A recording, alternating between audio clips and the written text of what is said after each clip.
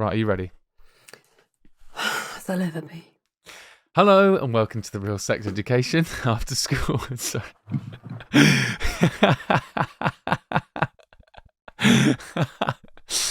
Oh dear, we have fun. Welcome to the Real Sex Education After School. I'm Diggory and I'm joined as ever by accredited sex and relationship therapist, the very tired and not up for this, Cate Campbell. Hello, Mum.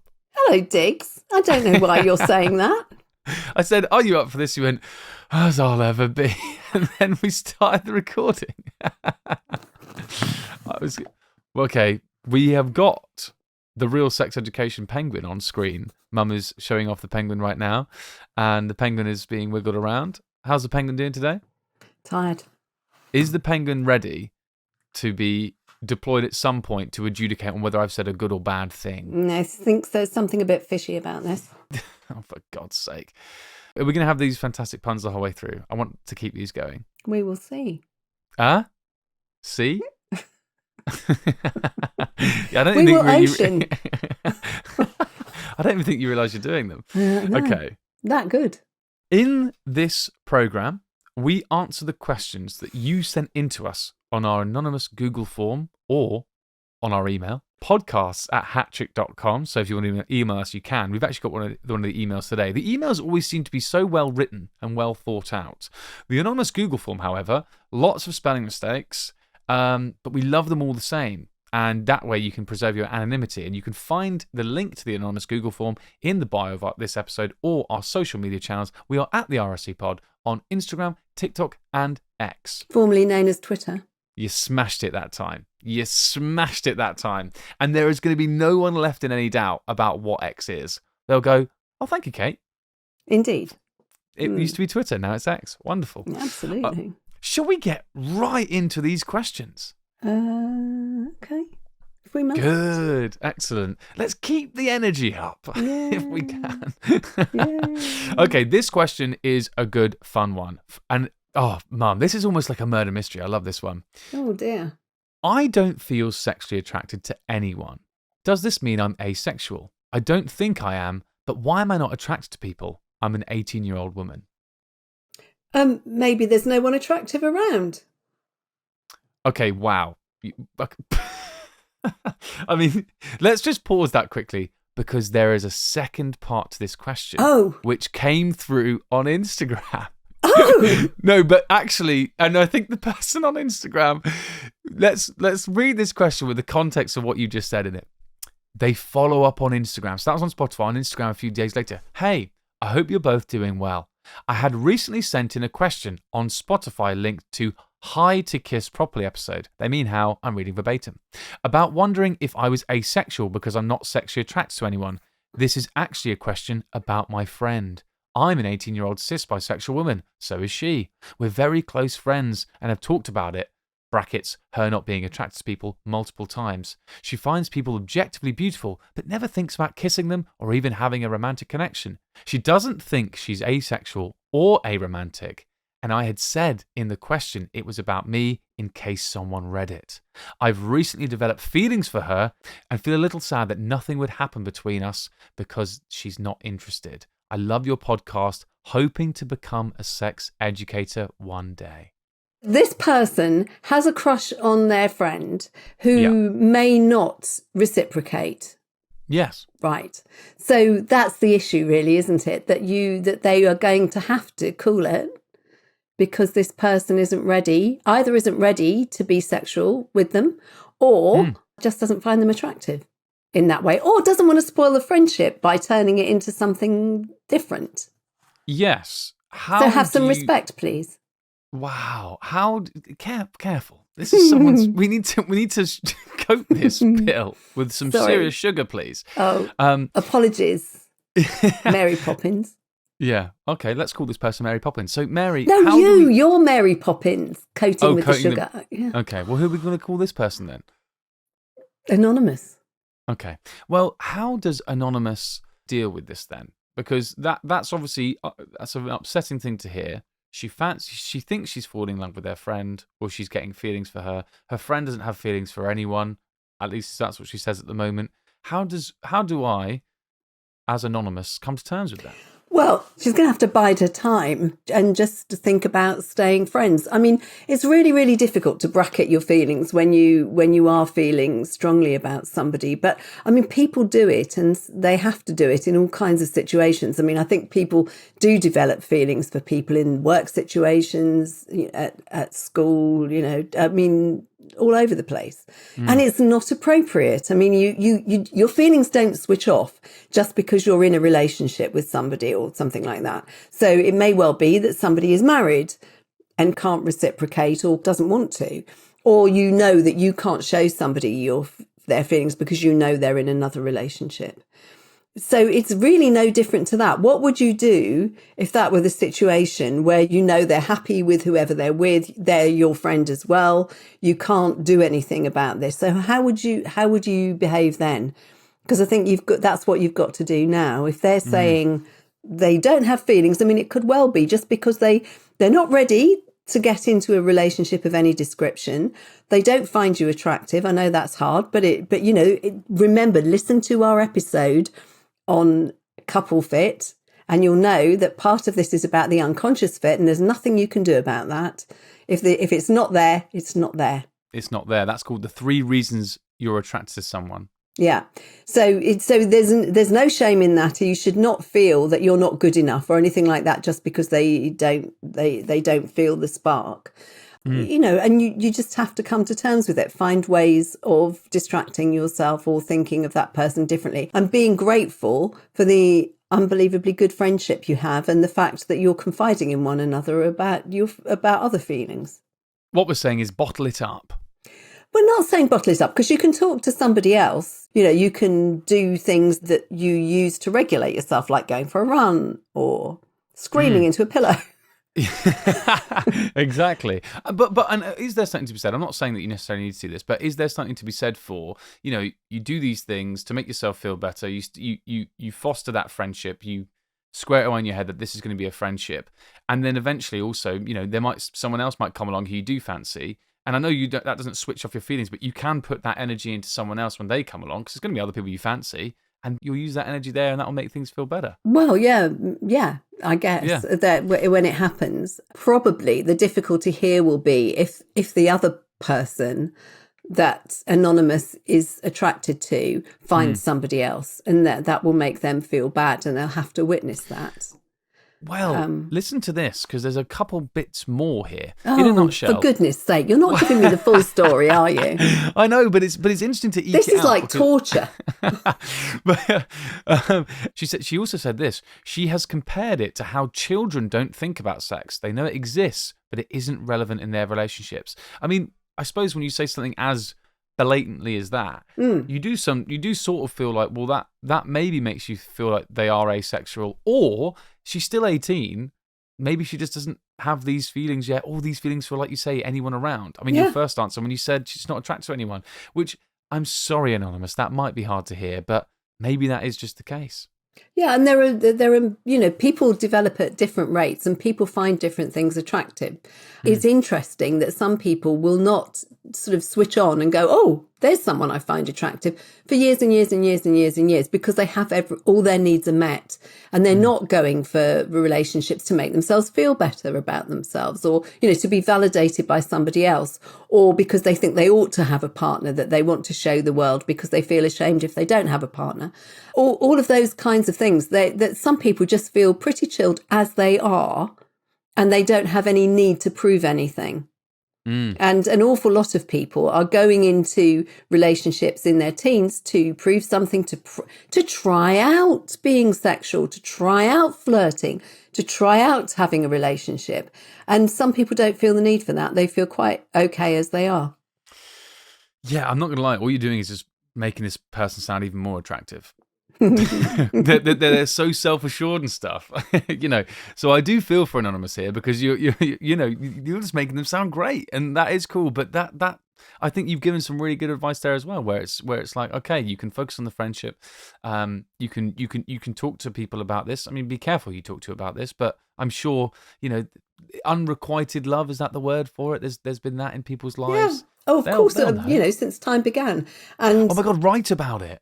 Yeah, write about it, write it down, make a model, paint a picture. Yeah, create some fantastic art out of this. Or right. You could be the next Leonardo. You might be the new Mona Lisa. Just chuck some tomato soup over it; it'll be even better. And then, and that happened to the Mona Lisa the other day. Right. In case you haven't heard the news, yeah. I need to start. Should I get back into the news? I really think it's been good for my mental health just not watching the news for the last year. Maybe I need to get back into the news because someone throwing, what did you say? Tomato soup. Was that Banksy? No. Well, who is it? Isn't that been so? It's the Extinction Rebellion. But I know, I can't remember what they were. They were women. What did I just say? What words did I just say, by the way, as well? Extinct and Rebellion. Okay, good. Good. I don't think it was them. But it doesn't really matter. But fortunately, there is a glass in front of her face. Right, so she's fine. So she's all right. Thank God. She's God saved. she's okay. I think the the climate last is still time, in the fucking shit. Yeah, the last time someone did this, though, they chucked pudding over the Mona Lisa, I think. So now we need a main course and maybe some cheese. Right, we've had the starter, we've had the dessert. Yeah. What a strange order to eat that in. Yeah, that's why she's smiling, the Mona Lisa. She's smiling because it's so weird.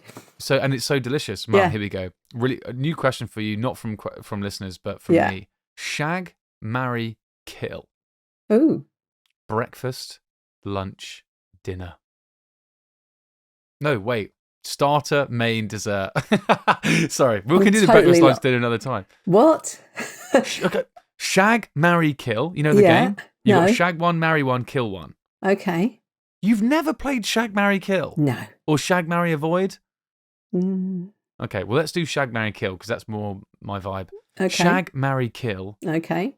Starter, main, dessert. What does that mean? You fuck me. Which would you shag? I would. All right, I'll shag the starter. What are you talking about? Yes, that's the game. You've got to tell me why you'd shag the starter, why you'd marry the whichever, and why you'd kill the whichever. So it's more fun with people, isn't it? Oh my God. Just can you answer the bloody question, please? Let me think. Richard Osman, the Riddler. I can't believe you're not going to tell me why you're going to shag. I don't even know who Shania Twain is. I can't believe you're not going to do this. Right. You know what? I'm going to put this in a question on Spotify. We'll put it on Instagram. You guys can answer it instead because, Mum, I can't believe you're refusing here to answer a very simple question. Would you shag a starter? Would you marry a main? Or would you kill a dessert?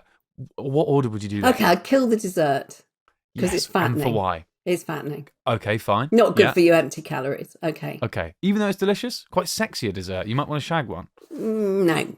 Okay. Moment on the lips, a lifetime on the hips. Okay, cool. Okay. Next. What was the next thing? Two left.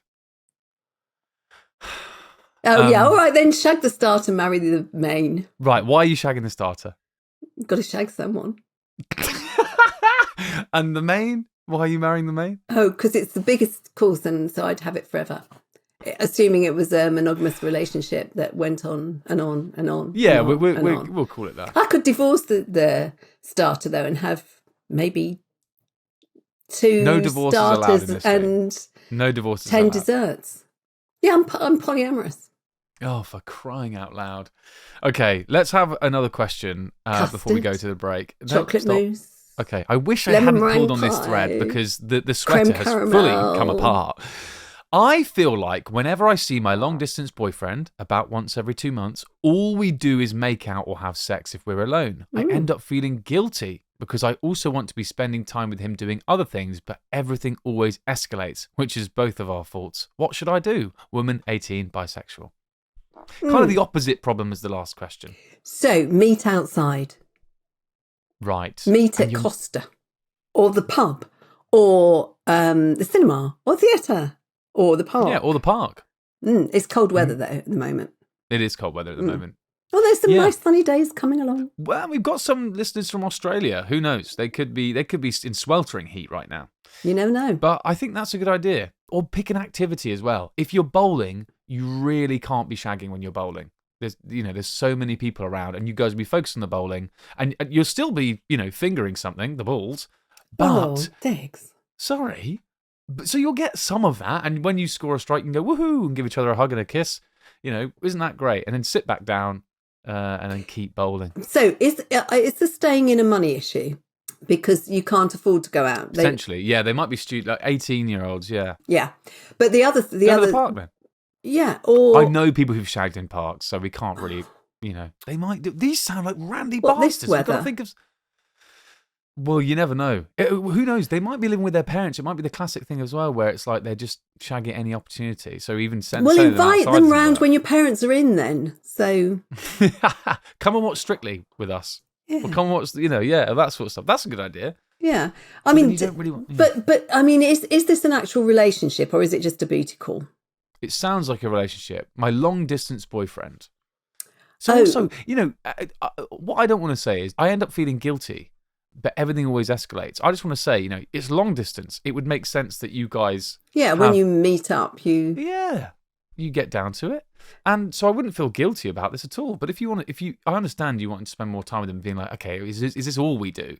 And just double checking. But yeah, I think Mum's examples is of going out, and there will be free stuff you can do that will be indoors, so it's not too cold. That you can go and do it, even if it is just walking around a gallery or a museum. Even if you guys think it sucks, go you to can the bond Mona over Lisa. that. Yeah, chuck some tomato soup on the Mona Lisa. That will be fun. It might cost 99p. Don't incite vandalism. Yeah, sorry. Just go and see if someone else does it while you're there. Yeah, exactly. And if conversation runs out, goes starter, main, dessert. Shag, marry, avoid. It's going to be a curry next time because it's got to be something sloppy, hasn't it? It's no good chucking a kebab at her. Would she have ever seen a kebab? Probably not. Something to ponder about whilst we have a little break and come back with some more questions. No sign of the penguins so far. Oh, shit, yeah, fuck, okay. Good point.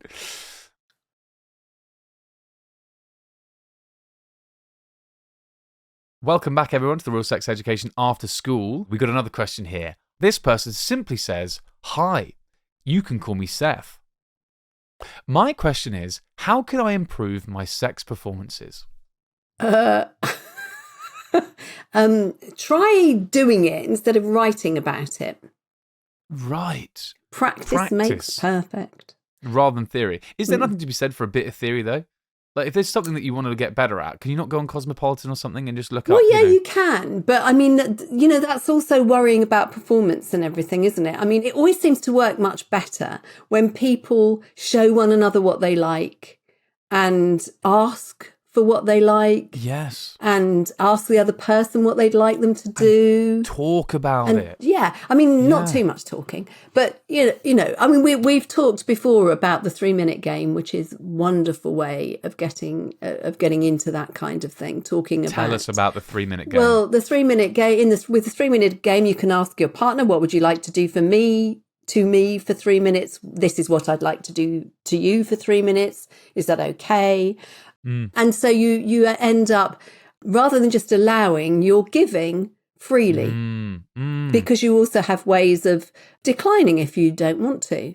And it's something that you only do for 3 minutes. So I wouldn't go straight to, can I shag you for 3 minutes?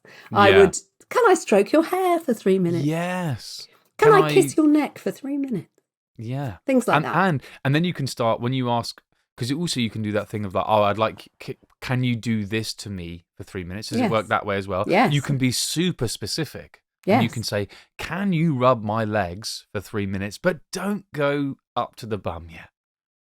Just rub my thighs for 3 minutes. My knees. And then you can get super... My little knees.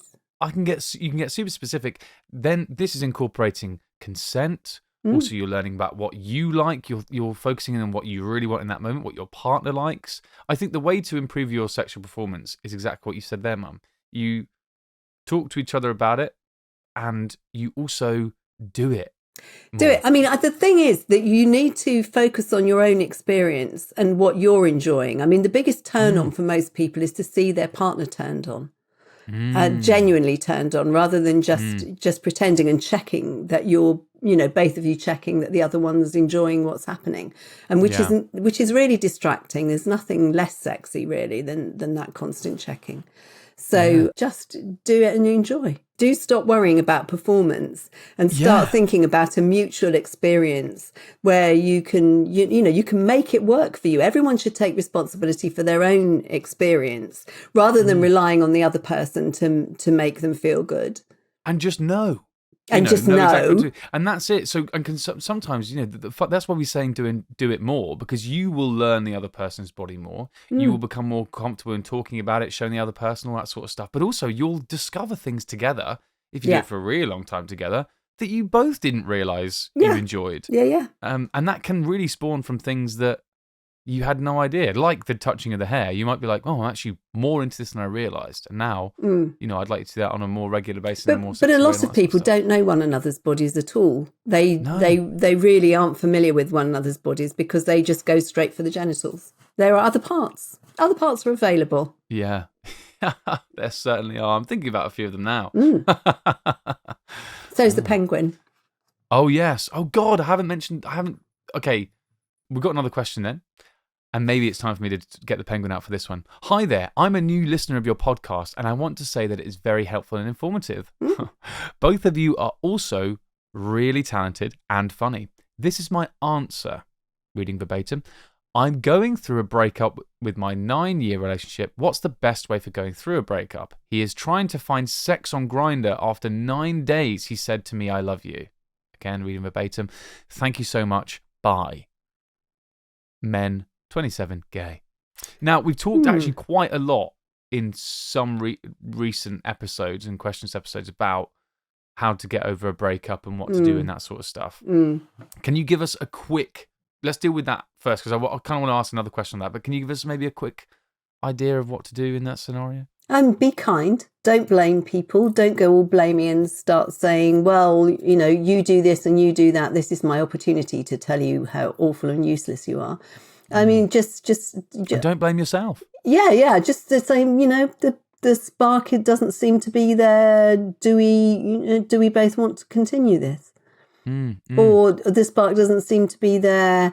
I'm still very fond of you, or love you, or whatever. But it's not working. I don't feel this is working the way it used to, or whatever. Let's talk in a month. Sometimes, I often think that not talking also helps, because it sounds like, you this guy, you're still chatting even though you may have broken up. He's trying to find sex on Grindr, all that sort of stuff. Yeah. It's easier if you guys do genuinely separate. I mean, I would always check out why that person's trying to find sex on Grindr, because it might just be that the relationship's entered a bit of a dull period, or the other person is feeling particularly dysregulated and is distracting themselves with sex. This might not, sometimes people haven't had the conversation, about how faithful they have to be, what fidelity is, what they, whether it's a mono relationship or not. And it's really important to do that before you start making decisions and chucking people out, because it may well be that they don't see what they're doing as a problem, and it doesn't affect the way they feel about you. So if you're splitting up with somebody because they're on Grindr, just check that out first. Just check out whether they want to split as well. Don't just assume they do and jump to conclusions and split up. Well, this is what I was going to ask you. Because listen to our cheating episode, which we did recently as well, because we go into that in a lot more detail, and you're absolutely right about that. That you guys have got to sort of say what you think is cheating and what you think is infidelity and what the rules are early doors. I completely agree. But that's what I was going to sort of talk about as another question. Let's say they are broken up. Let's say they broke up 9 days ago, but on that day, 9 days ago, they said, I love you. But 9 days later, he's on Grindr. Do you think that's okay? Well, I mean, lots of people will rush straight off and ease their pain with another relationship. I mean, people do that. Yeah. So it doesn't necessarily mean that they're not sad that you've broken up. In fact, it might mean that they're very sad. Exactly. And one thing, I mean, people, men in particular, if they've had a good relationship, it's easier to get into another one. Whereas for women, if they've had a good relationship, it's harder for them to get into another one. They need longer between the two. What is that? So firstly, is that based on scientific research? Yeah, it's based on research. Interesting. Yeah. Secondly, why?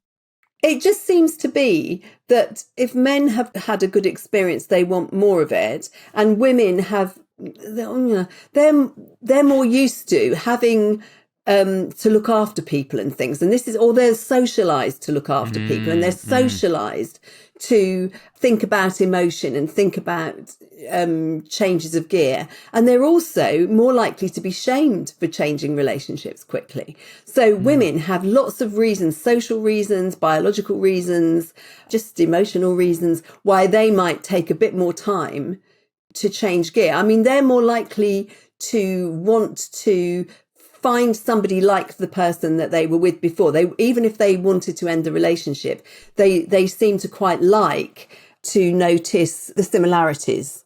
And they'll be thrown a bit when someone smells different or feels different. So they want to make a bit of time between the two. Whereas for men, they quite like the difference in the new person and not so thrown by it, and not so reminded of the old relationship by having somebody new there for whatever reason. And that doesn't apply to everybody, of course. Exactly. Yes. But these are general trends. Very generalized. Yeah, very generalized. But still, that's interesting. And but yes, I would say please do go back, listen to our How to Heal a Heartbreak episode, listen to some of our other questions episodes we've done recently. We talked a lot about breakups, a bit before Christmas now, but still we talked a lot about breakups. But I hope all is well and gets better as you go. Here we go. Last one from the email, as I promised at the beginning. Hi, Cate and Diggory. I'm a big fan of your work and I've learned so much from you both. Oh, thank you very much. For all you do. I would like to ask for your thoughts on something. I recently realised that I now own not one but 2 different video games, although I am sure there are many more out there, that allow for a player to customise their avatar's genitalia. You're allowed non-binary options, no genitalia at all, and even size and pubic hairstyles options as well. I think this is perfectly wonderful and kind of sexy if I'm honest. However, it got me thinking about the world of entertainment technology, particularly where AI is concerned, is going to, or in many cases already has, affected how we perceive and experience our sexualities. What are your thoughts on this? And can you foresee any positives or negatives? Best, I'm going to leave them anonymous. But thank you for your question. Any thoughts on any of that? I would think, because I don't know what the research says, I would think that it would vary from person to person. I know, just going off onto the subject of avatars in general, I have had clients and I have known people in the past mainly, because it doesn't happen so often now, but people that have met as avatars and had relationships as avatars, and then got together and had a real life relationship later on the basis of the avatar relationship. Yeah. So that, those things are, impinging on real life. 100%. Yeah. I'm guessing that was on, because back in the day it was Second Life. Yes, it was. That was like what was that? Was like a video game, because it was like, on your computer or whatever, but it was sort of like, there wasn't really a point to it. It was just sort of like loads of people online in this multiplayer universe having and living out their second life. And in that world, they could be somebody completely different. And you chat to each other and all that sort of stuff. Yeah, you could be different gender, different species, whatever you like. People have met on World of Warcraft and got married on there and then, like you say, met up in real life and either really got on or really not got on. Yeah. But sometimes they get that, then they get a new game and they want a new partner. Wow, and that does seem to be a thing. Yeah. And, sometimes I've had people come for therapy who've said, well, you can't go on doing this forever. But, they can, actually. Yeah. Yeah. Well, yeah, some of these games, they've turned the servers off, so you literally can't do this forever. You can. Well, no, but you can dump your partner and move on to a new game and a new partner. Oh, wow. Yeah, that's crazy. And get one with purple pubic hair, as this person is saying. The worrying thing is if people, obviously if you have a particular interest, you can go for that. You can find it in you can make yourself that way, and presumably you can make, if it's your game, you can make other avatars be the way you want to if you're attracted to them. But it's just the little nooks and crannies, dark webby parts where, not so nice things happen that worry me about all of that. Yeah. which do, let's face it, exist. But just, why shouldn't you customize your bits? Yeah, absolutely. I agree. I mean, in these games, they offer such amazing customizations and so many options that why wouldn't you be able to do that part of it as well? I mean, I sort of feel like, we've got to get the bloody penguin out at some point. So let's get the penguin out now. And again, maybe this is a bit of an open goal, but I like that this is a way to, it's like self-expression. The characters you play in these games that you create are self-expression. So if you can have non-binary characters with no genitals at all, or really big genitals, really, it's a way of expressing yourself, which is a positive thing. But like you say, there's always going to be dark sides of this. You just got to be a bit careful. Keep it in the game, and don't reveal too much personal stuff about yourself. Definitely not. Is the penguin up for that? No. No, the penguin thinks you should share all your details online. Oh no, penguin doesn't want to do it at all. Thinks it's a silly idea. Really? Thinks like all online games should be penguin based. Well, has the penguin heard of Club Penguin? No. Wow. Okay. The penguin is going to absolutely love this. Club Penguin was one of these games back in the day and actually still runs now. And basically, you play a little penguin.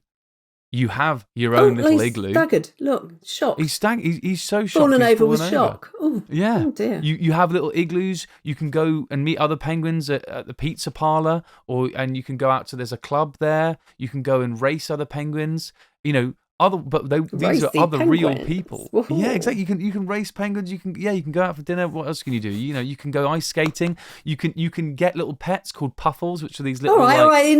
Enough. Other games are available, folks. Exactly. Anyway, listen. Check out Club Penguin. Absolutely class game. Don't waste your time playing Club Penguin. Instead, come and see our penguin on YouTube. Yes. Oh, wonderful. Exactly. Come and see the penguin on YouTube and subscribe to us there. We're having a great fun time on YouTube, so please do subscribe to us there. Like the videos, comment on them as well. Come and see the penguin for yourself. Also, you'll probably get to see the penguin in some videos of ours on Instagram, so follow us there. We're at the RSC Pod on Instagram, TikTok, and X. Formerly known as Twitter. I'll let you get away with that one. You were slightly late, but that's fine. People, we love you so much. Review the podcast, Apple, Spotify, on our show pages. Give us 5 stars. We'd love that. And we'll see you next time for some more real sex education. Bye.